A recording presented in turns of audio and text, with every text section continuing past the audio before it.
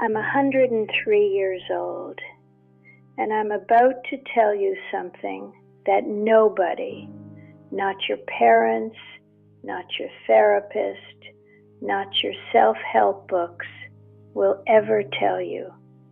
And the reason they won't is because it's too painful, too stark, too real. I've been alive for over a century. I've buried 3 husbands, 2 children, most of my friends, and every single person I knew before I turned 40. I've watched the world transform 4 times over, and in all that time, I've learned one truth that haunts me every single day.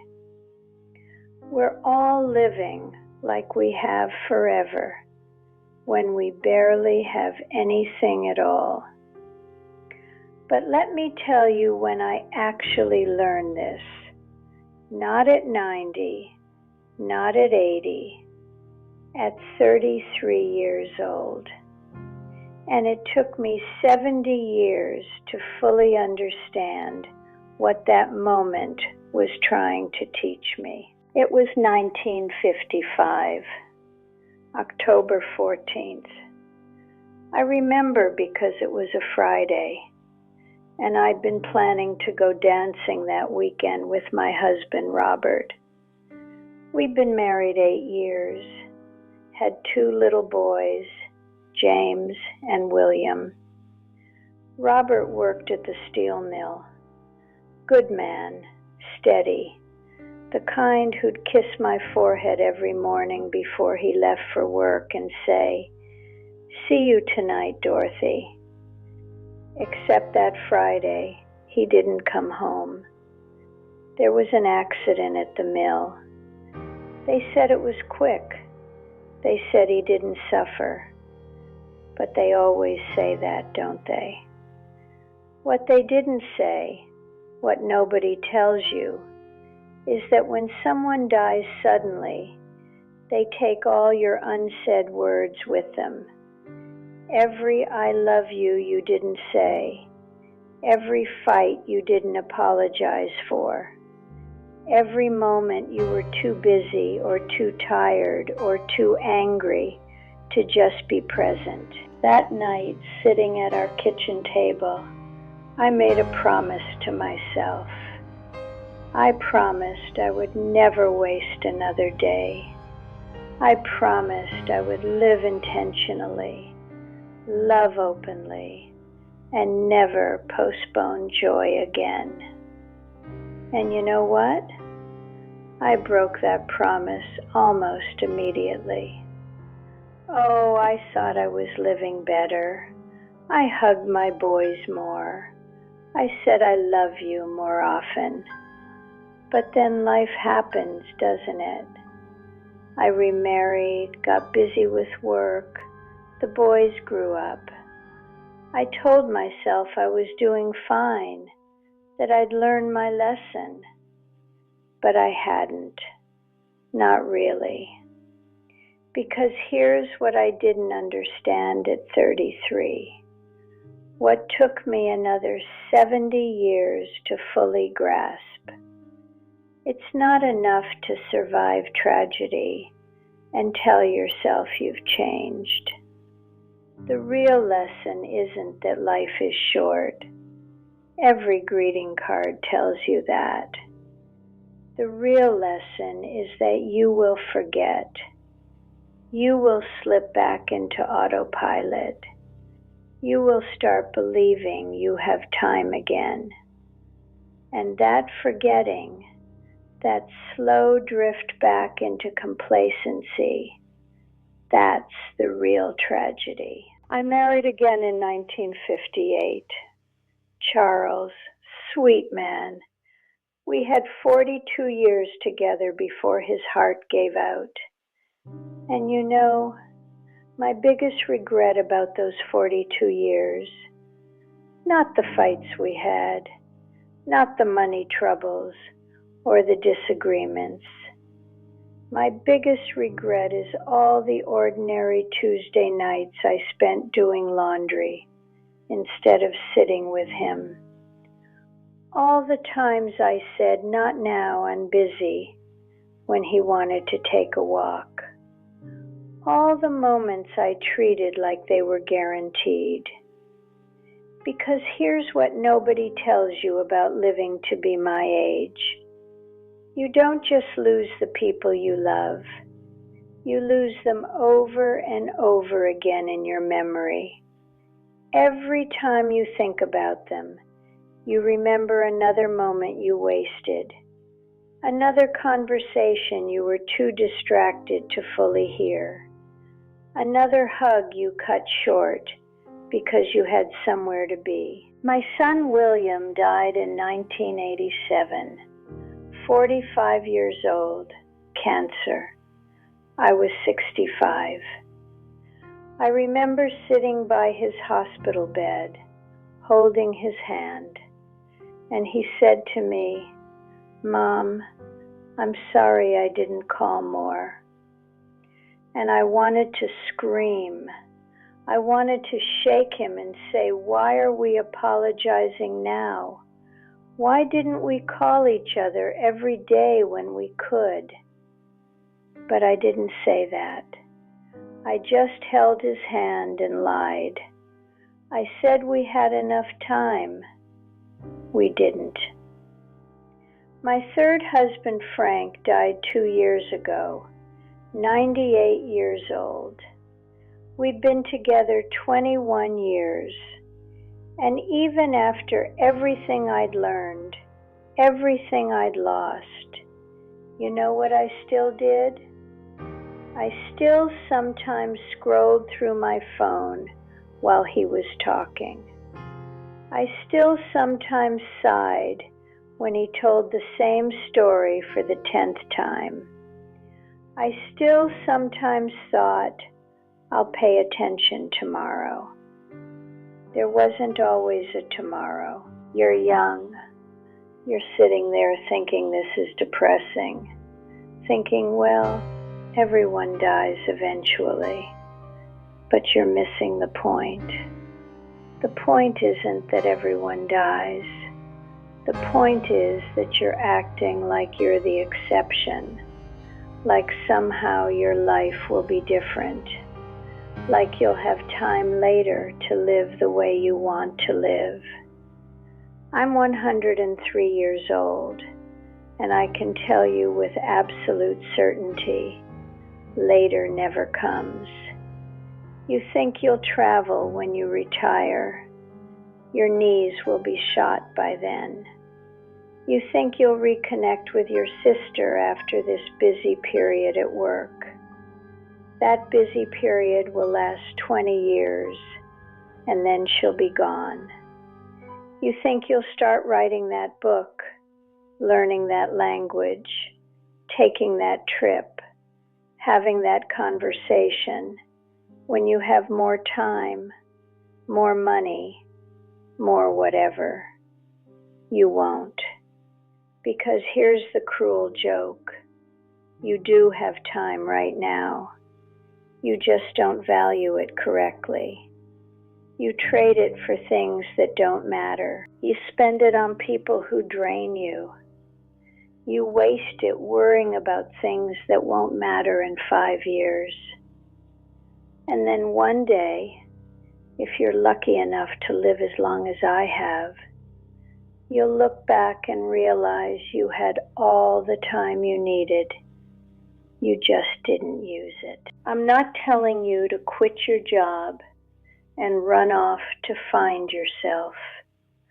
I'm not saying ignore your responsibilities. I'm saying something much harder. I'm saying pay attention right now, today, to what you're actually doing with your one brief, unrepeatable life. Your grandmother, is she still alive? Call her today, not tomorrow, today. Because I'm a grandmother And I can tell you exactly what she's doing right now. She's sitting somewhere, maybe looking at old photos, maybe just staring out a window. And she's thinking about all the people who don't call anymore, all the grandchildren who are too busy. And she's telling herself it's okay, that everyone has their own lives, that she understands.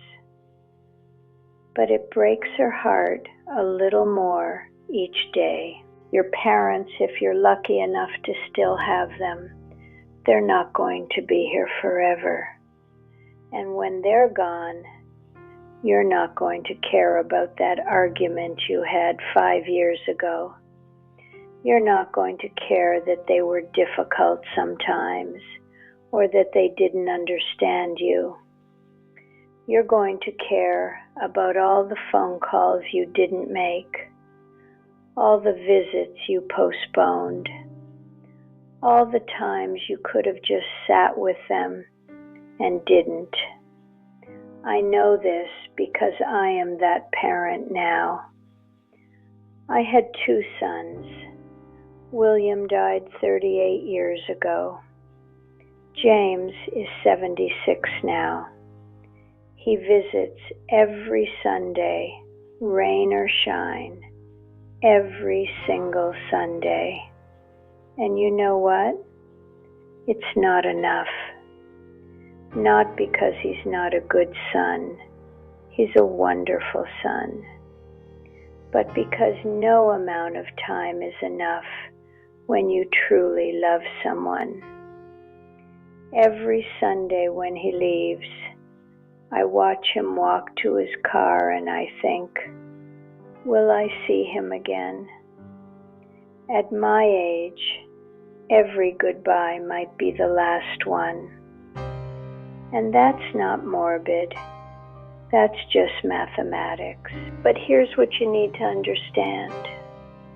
It's not different for you just because you're young. Every goodbye might be the last one for you too.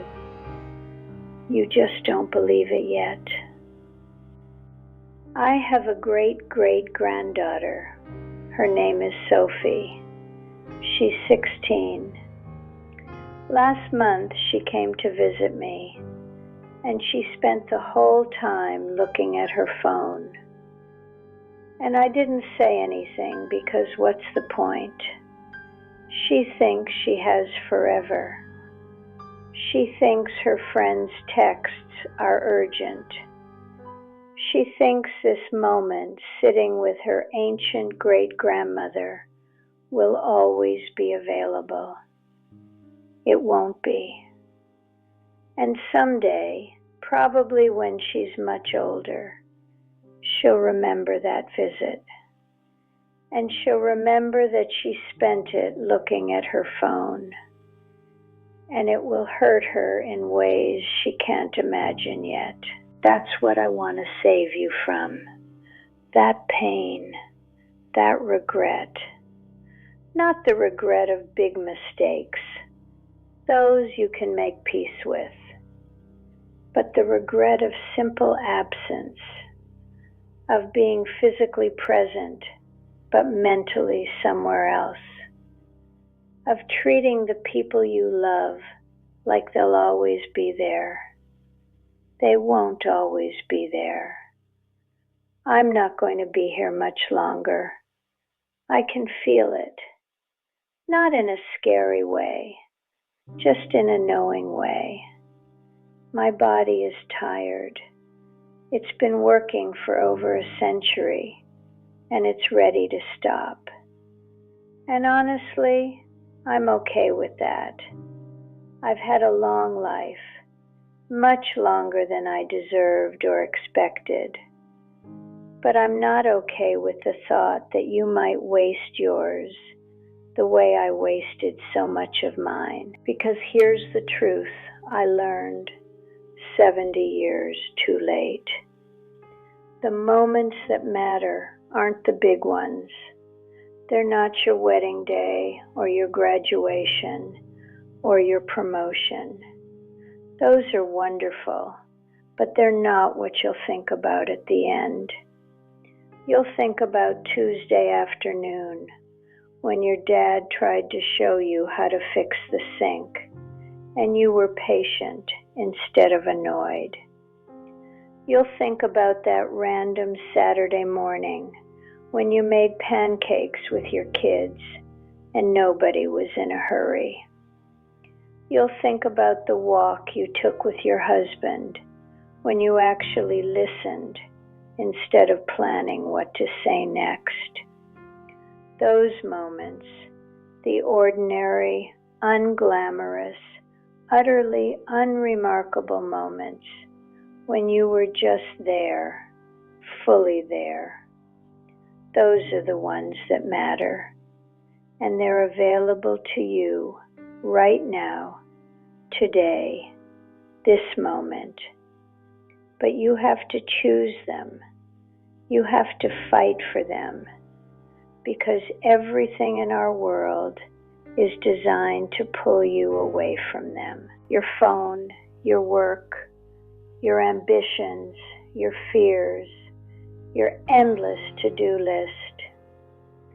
If I could go back to 33-year-old Dorothy, standing in that kitchen the night Robert died, here's what I would tell her. The promise you're making right now to never waste another day, you're going to break it. You're going to break it over and over again because you're human and humans forget. But here's your real job. Remember and return. Remember and return. Every time you forget, every time you drift back into distraction and busyness and taking people for granted, notice it and return. Return to presence. Return to attention. Return to love. Not perfectly, but persistently. I'm 103 years old. I've been alive for 37,595 days, and I can count on two hands the number of days I was fully, completely, utterly present. That's my real regret. Not that I didn't achieve more, or travel more, or make more money, but that I sleepwalked through most of my own life. Don't do what I did. Don't wait 70 years to learn this. Don't wait until everyone you love is gone to realize you should have loved them better when they were here. Stop reading this and call someone you love. Stop reading this and go sit with someone in silence. Stop reading this and look, really look, at the people in your life while they're still here to be looked at. Because I promise you, with everything I have left, later never comes.